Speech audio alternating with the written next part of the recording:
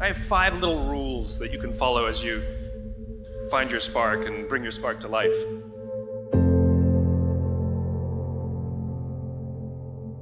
The first is to go after the things that you want.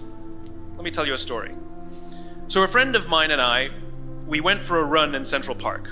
The Roadrunners organization, on the weekends, they host races. And it's very common at the end of the race, they'll have a sponsor who will give away something, apples or bagels or something. And on this particular day, when we got to the end of the run, there were some free bagels. And they had picnic tables set up, and on one side was a group of volunteers. On the table were boxes of bagels, and on the other side was a long line of runners waiting to get their free bagel. So I said to my friend, let's get a bagel. And he looked at me and said, the line's too long. And I said, free bagel. And he said, I don't want to wait in line. And I was like, free bagel. And he says, nah, it's too long. And that's when I realized that there's 2 ways to see the world. Some people see the thing that they want, and some people see the thing that prevents them from getting the thing that they want. I could only see the bagels. He could only see the line. And so I walked up to the line. I leaned in between 2 people, put my hand in the box, and pulled out 2 bagels. And no one got mad at me. Because the rule is, you can go after whatever you want. You just cannot deny anyone else to go after whatever they want. Now, I had to sacrifice choice. I didn't get to choose which bagel I got. I got whatever I pulled out, but I didn't have to wait in line. So the point is you don't have to wait in line. You don't have to do it the way everybody else has done it. You can do it your way. You can break the rules. You just can't get in the way of somebody else getting what they want. That's rule number 1. Rule number 2. In the 18th century, there was something that spread across Europe and eventually made its way to America called puerperal fever, also known as the Black Death of Childbed. Basically what was happening is women were giving birth and they would die within 48 hours after giving birth. This Black Death of childbirth was the ravage of Europe, and it got worse and worse and worse over the course of over a century.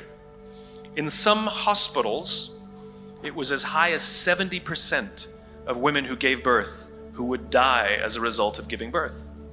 But this was the Renaissance. This was the time of empirical data and science, and we had thrown away things like tradition and mysticism. These were men of science, these were doctors. And these doctors and men of science wanted to study and try and find the reason for this Black Death of childbed, and so they got to work studying, and they would study the corpses of the women who had died. And in the morning they would conduct autopsies, and then in the afternoon they would go and deliver babies and finish their rounds.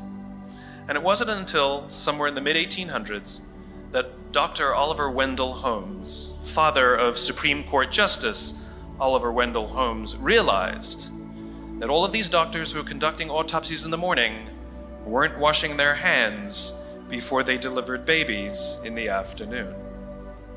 And he pointed it out and said, guys, you're the problem. And they ignored him and called him crazy for 30 years.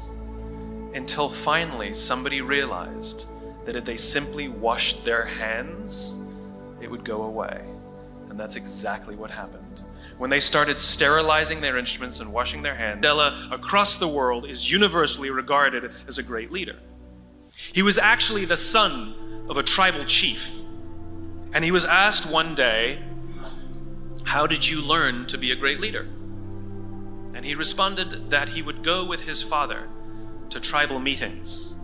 And he remembers 2 things when his father would meet with other elders. 1, they would always sit in a circle. And 2, his father was always the last to speak. You will be told your whole life that you need to learn to listen. I would say that you need to learn to be the last to speak. I see it in boardrooms every day of the week. Even people who consider themselves good leaders, who may actually be decent leaders, will walk into a room and say, here's the problem, here's what I think, but I'm interested in your opinion, let's go around the room. It's too late. The skill to hold your opinions to yourself until everyone has spoken does two things. One, it gives everybody else the feeling that they have been heard. It gives everyone else the ability to feel that they have contributed. And two, you get the benefit of hearing what everybody else has to think before you render your opinion. The skill is really to keep your opinions to yourself. If you agree with somebody, don't nod yes. If you disagree with somebody, don't nod no. Simply sit there, take it all in, and the only thing you're allowed to do is ask questions so that you can understand what they mean and why they have the opinion that they have. You must understand from where they are speaking, why they have the opinion they have, not just what they are saying. And at the end, you will get your turn. It sounds easy, it's not. Practice being the last to speak. That's what Nelson Mandela did. Number 5. My favorite one of all. True story. There was a former Undersecretary of Defense who was invited to give a speech at a large conference, about 1,000 people. And he was standing on the stage with his cup of coffee in a styrofoam cup, giving his prepared remarks with his PowerPoint behind him. And he took a sip of his coffee and he smiled and he looked down at the coffee. And then he went off script. And he said, last year I spoke at this exact same conference. Last year I was still the undersecretary. And when I spoke here last year, they flew me here business class. And when I arrived at the airport, there was somebody waiting for me to take me to my hotel. And they took me to my hotel and they had already checked me in and they just took me up to my room. And the next morning I came downstairs and there was someone waiting in the lobby to greet me and they drove me to this here same venue.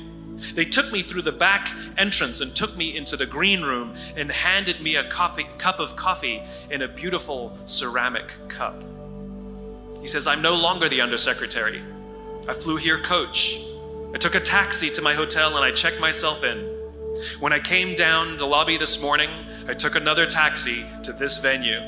I came in the front door and found my way backstage, and when I asked someone, do you have any coffee? He pointed to the coffee machine in the corner, and I poured myself a cup of coffee into this here styrofoam cup. He says the lesson is, the ceramic cup was never meant for me. It was meant for the position I held.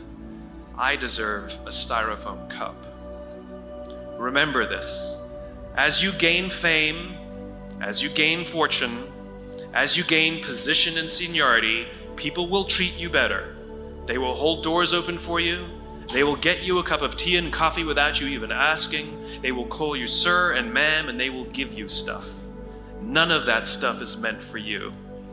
That stuff is meant for the position you hold. It is meant for the level that you have achieved of leader or success or whatever you want to call it. But you will always deserve a styrofoam cup. Remember that. Remember that lesson of humility and gratitude. You can accept all the free stuff. You can accept all the perks. Absolutely, you can enjoy them. But just be grateful for them and know that they're not for you.